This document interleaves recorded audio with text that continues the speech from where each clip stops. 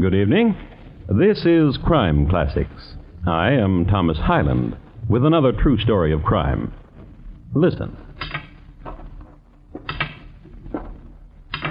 William Palmer always did that when he walked past the tombstones in Rugeley Cemetery. He ran his walking cane across the closely spaced tombstones as if they were a picket fence.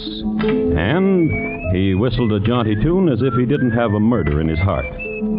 It might concern you a little that the tombstones were so near to one another. Well, it so happened that the path William Palmer took was through a section dubbed the popular section, a segment devoted to the turning into dust of folk in the lowest income bracket.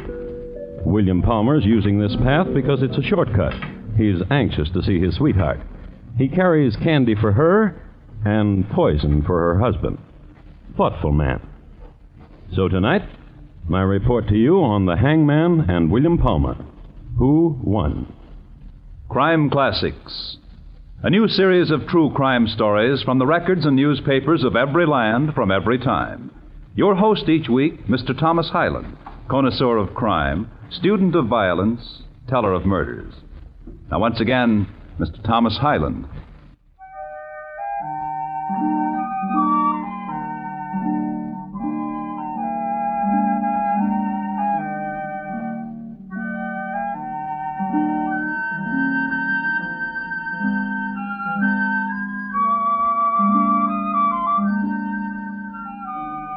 A word about Rugeley, England in 1854. It was about as large as Twickenham. Most of the people of Rugeley toiled at Bladen's Brass Foundry, England's prime source of supply for ornamental door knockers. The foundries of Rugeley, too, are famous as originators of the claw and ball design, later adapted as legs for bathtubs.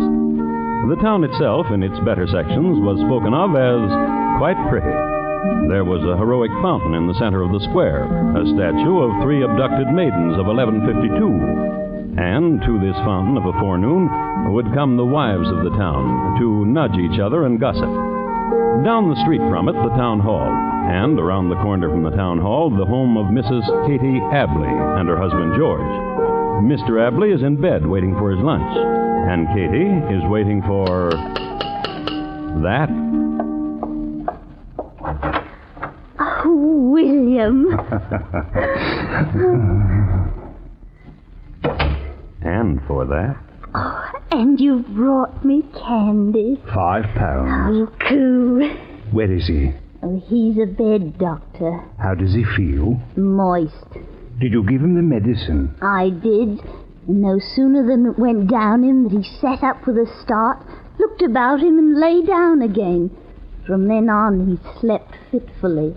Katie. Oh, now don't you dare, Doctor. No. Listen, Katie. What is it? I stopped in the laboratory of the hospital and I got a new medicine. The ones you've given my husband so far have just been keeping him sick, Doctor. Your husband has an amazing constitution. What is the name of this new medicine? Strychnine. Why haven't you used it before? Traces of it are easily to be detected. And why are you using it now? Well, this morning at the pub, I stopped in for a dram. I met a man, a doctor. He's 80 years old and has newly come to Rugeley.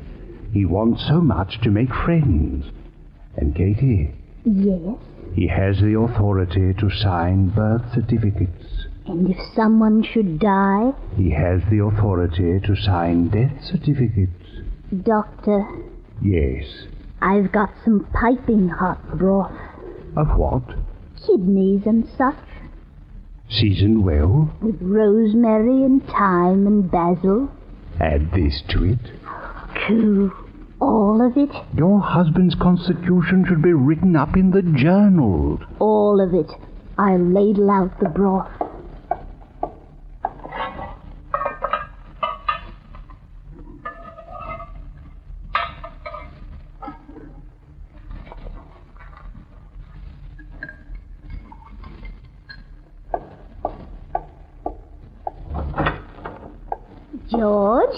George, I've brought you some nice broth. Here, now you let me spoon it for you. That's a nice boy. Eat up all the kidney broth.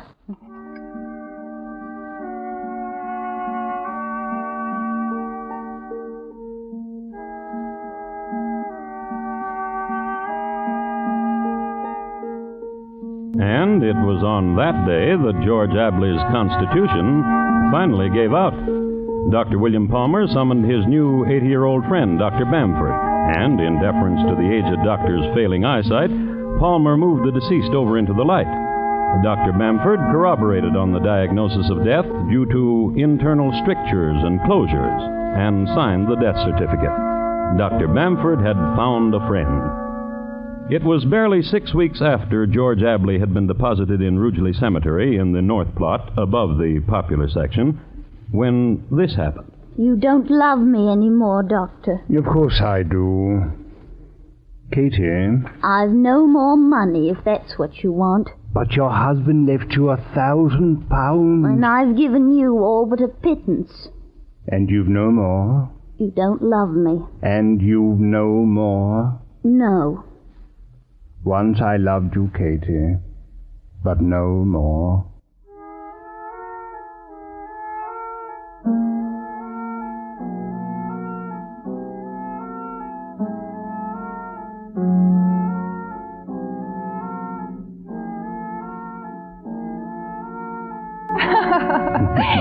Do I amuse you, Miss Brooks? Oh, you're very witty, Doctor. You'd better listen again with your stethoscope and make sure. My diagnosis is correct. Your heart is kind and generous, and it beats quickly. Does it? Now, listen to mine. Oh, surely you're joking. No, of course I'm not.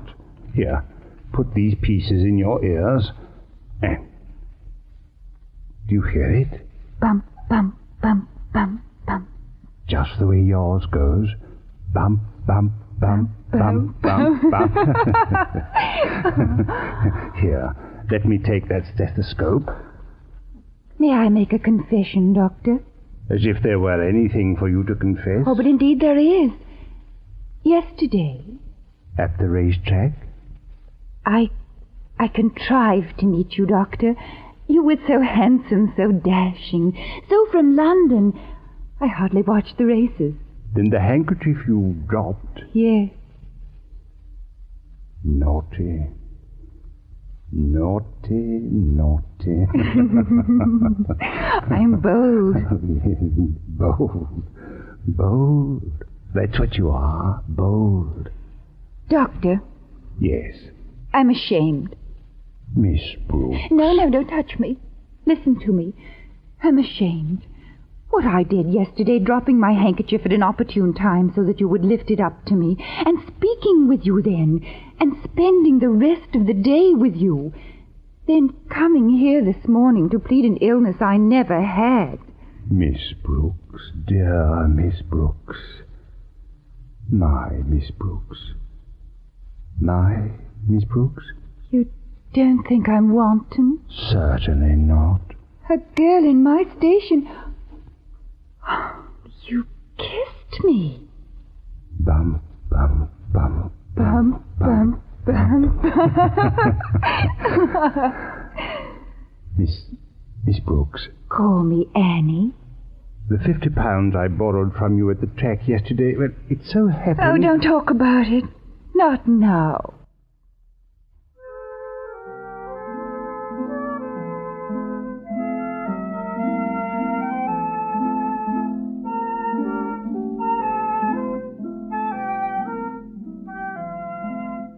They were wed. He, a young doctor, she, the daughter of an English colonel who had collected a lot of rupees in India. It is interesting to note that this is the same Colonel Brooks who was known around Calcutta in the 30s as Adorable Brooks, a name which stemmed from leading a charge against the Gurkhas, armed with only a polo mallet, this on a wager. His daughter Annie, as we have seen, had inherited a good deal of his dash, all of his big game hunting trophies, and every month a check. This check represented a monthly allotment from the colonel's estate, the rupees having been translated into pounds. Well, the young doctor and the colonel's daughter lived happily for some months. Champagne for breakfast, and in the afternoon, when the season was ripe... Come on, mermaid. Come on, mermaid. Mermaid! Mermaid! Oh. What do you want? Oh, don't be cross. Here's some more money. I love you. I love you, Annie. Good, good Annie. Dear, Yes, that's the last of it for this month. but it's only the 5th. And we've been to the races for 5 days. Don't worry about it, dear. You can always borrow until my next check. You always do.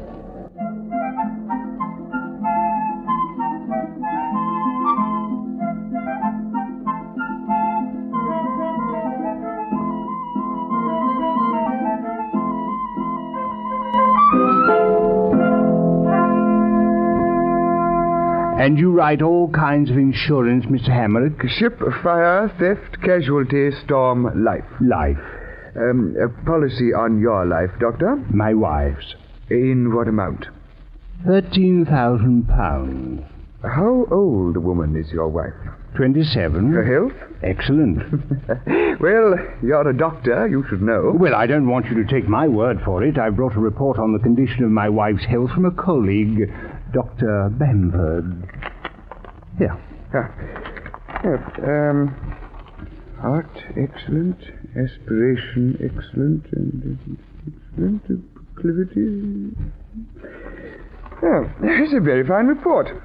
I'd say you were a lucky man to have a wife in such condition. How about the policy? Oh, no question about it. How much is the first premium? Annually, that way to save money. By the month? Oh, let me see. £13,000 policies. £50, 12 and 3. Oh. Yeah. £50, 12 and 3. Oh, thank you. Thank you very much.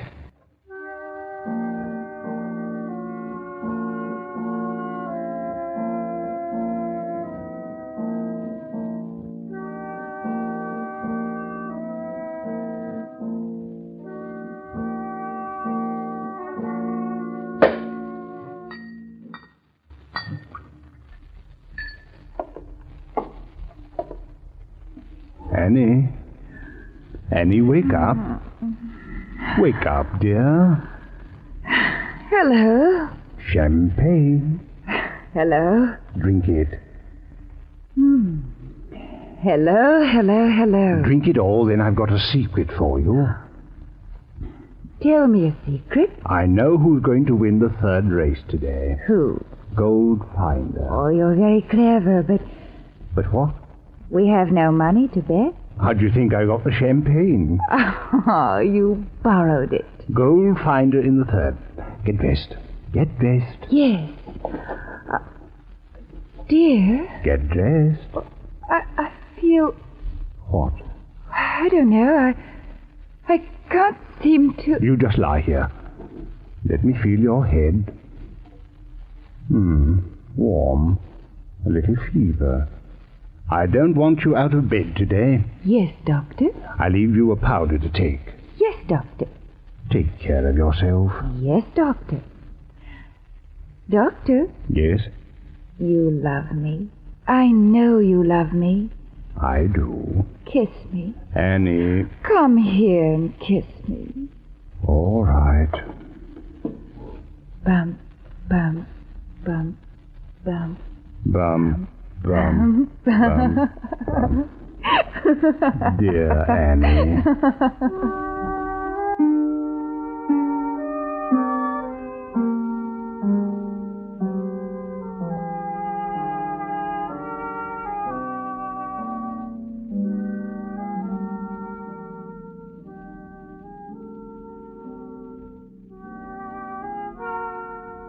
Just before the 3rd race, a messenger located Dr. Palmer at the clubhouse turn.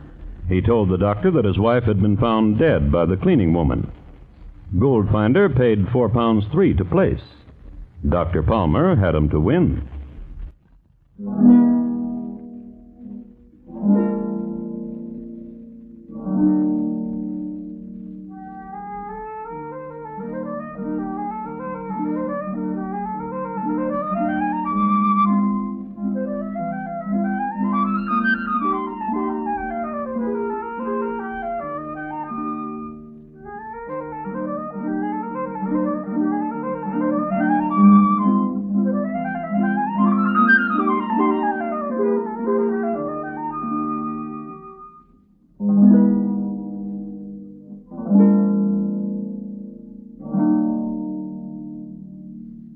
You are listening to Crime Classics and your host, Thomas Hyland. And now, once again, Thomas Hyland in the second act of Crime Classics and his report to you on the Hangman and William Palmer, who won.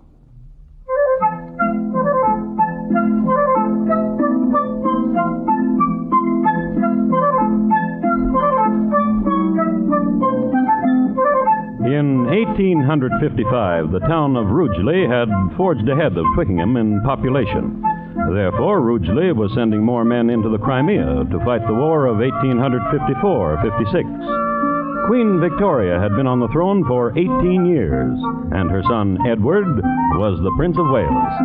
This was the year, too, when Haskell Blaine of Virginia came to England to astound the royal court with his frontier wit and jackanapery. And in this time of movement and stress, the town of Rugeley little noted the passing of Mrs. Ann Palmer. She was laid to rest in the Rugeley Cemetery in the South Plot, below the popular section. Not before, however, the venerable Dr. Bamford had signed a death certificate certifying that Annie had died because of congestion of the heart and attendant malcoloring of the blood. Dr. Palmer grieved, collected the 13,000 pounds insurance, and bought a couple of horses. One of them, the roan-named Lodestar, won a race, but Lodestar pulled a tendon prancing in the winner's circle and had to be destroyed. In 6 months, Dr. Palmer was 20,000 pounds in debt. But Dr. Palmer had a system. And these visits of yours, brother, are like freshets of spring rain. How did Dr. Woolsey treat you here, Walter? Oh, he's tapered me whiskey down to a glass in the forenoon. William. Yes? I being a drunkard, blood brother to you, a drunkard. What's it done to you in the city, William? Why, nothing. Oh, not much. Physician brother to a drunkard. Dr. Woolsey will take care of you. William, what have you got in that package you're carrying? Let's walk a bit. The sea air's a tonic. Oh, from these cliffs on a clear day you can see France. What have you got in that package, William? A gift purchased at the inn for a friend of mine. I have a surprise for you, Walter. Oh, what? Here, hold this package while I... No, don't open it, Walter. It's not for you. Then what's my surprise? Here, a life insurance policy. The what? Life insurance for £13,000. My life's worth that much to you, brother. So that you'll take care of it better, for my sake. Such a brother you are. Brother. What is it? What's in the package? Why? Oh, from the shape of it, it feels like a bottle. What kind of a bottle, Walter? Whiskey. Again, then. What kind of whiskey? And if I guess? We'll open it and see. Guess. Scotch whiskey. Yes, but whose? McPhairfield's. Open it and see. McPhairfield's Scotch whiskey. Brother. What, Walter? May I open it? No. I'll run with it. I'm fleeter than you are, and you shan't catch me. And when I run away from you, I'll open it. Where will you run to? There, to the point there on the cliff where the hedgerow stops. Oh, please, William, please. If you run from me and I can't catch you, it'll not be my fault. Run. Run! Run.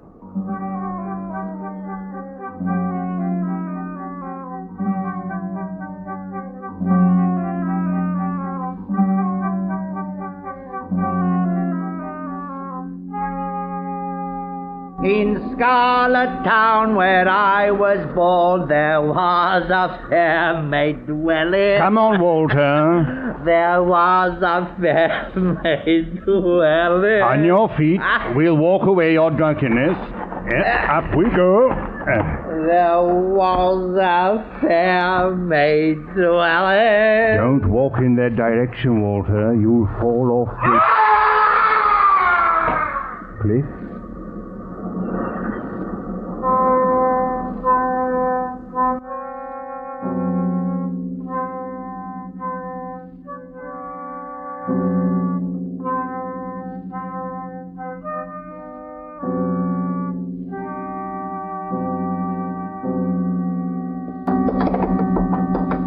That's not a horse race. That's a funeral. By some misadventure, the black stallions which drew the hearse of Walter Palmer had been frightened, and they bolted and ran away. Walter's coffin was thrown to the ground and torn open, revealing to the stunned housewives in Rugeley Square the broken form of a man who had fallen off a cliff. Or, as the death certificate that was signed by Dr. Bamford read, multiple skull separations. Now that's a horse race.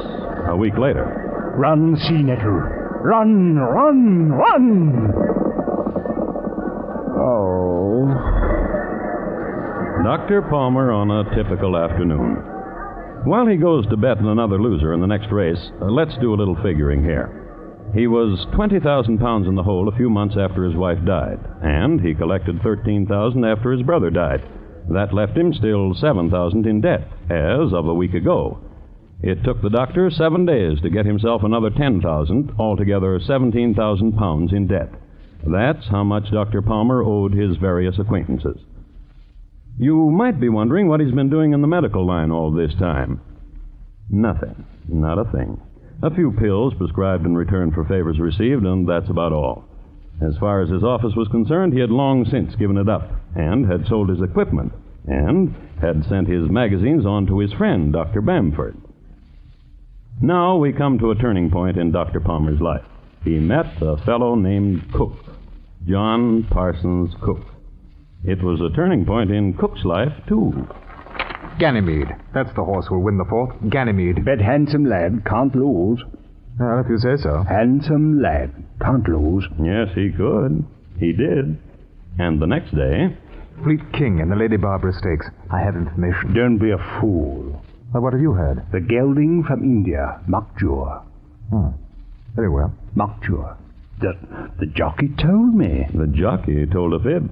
What's more, it was whispered he had a few kid on Fleet King, who, incidentally, kicked Lady Barbara while she was draping him with the flower blanket, and made her all right again.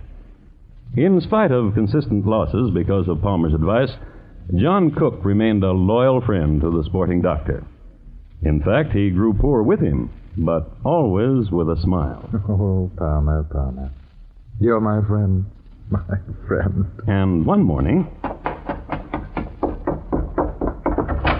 Palmer! Palmer, I've done it! I won. Did you hear me? I said I won. A bob? 2 bobs? 25,000 pounds. You're crazy. 25,000 pounds, old friend. I've had one of those days we talk about, one of those days we think about when we're trying to sleep or when we're getting drunk. 25,000? Show me. Show me! Show me. Look! We're rich. Yes. Rich. Cook, you're my friend. Cook. Talk to me. What do you want? What are you going to do with that money? It's our money, isn't it? Yours and mine. Our money. What are you going to do with it? I'm going to America. What? America. What about me? You're my friend. What about me, Cook? You wish me well. And the money? I'll be rich in America. Without me? Without you.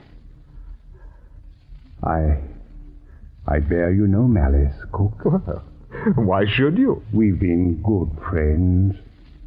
I'll be so sorry to see you go. I'll remember you well. Cook, listen. What? A last drink with me. Well, I don't mind. A special drink. Well, of course. Oh, I'm very happy for you, Cook. Yes, friend of mine. Wait here.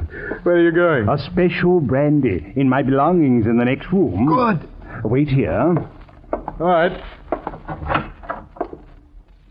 25,000. Oh, I'm very happy for you, Cook.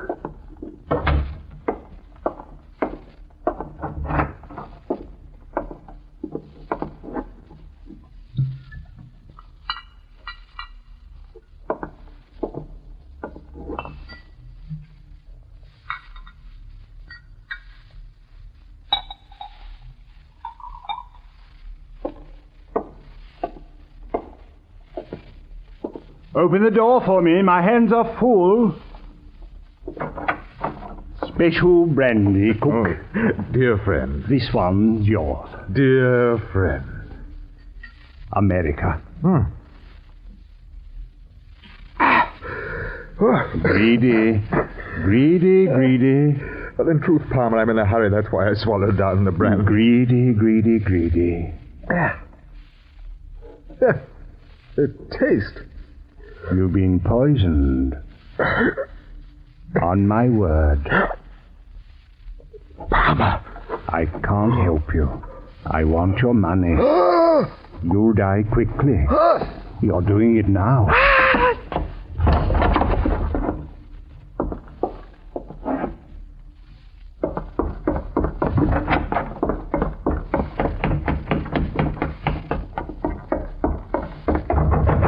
Dr. Bamford!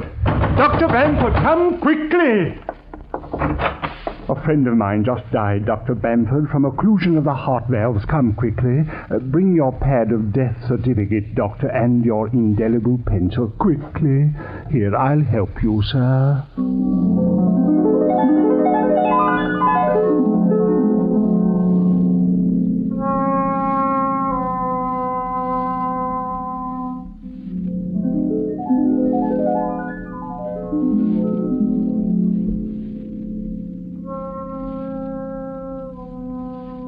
It would have worked, too, except that it had happened 3 times before.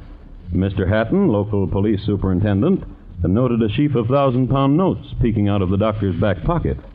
An arrest was made, a trial was held, the doctor was found guilty and hanged, and the physician who pronounced him dead was named Bamford. Death due to dramatic separation of the cervical spine, the doctor wrote. Which is what happens in cases like these.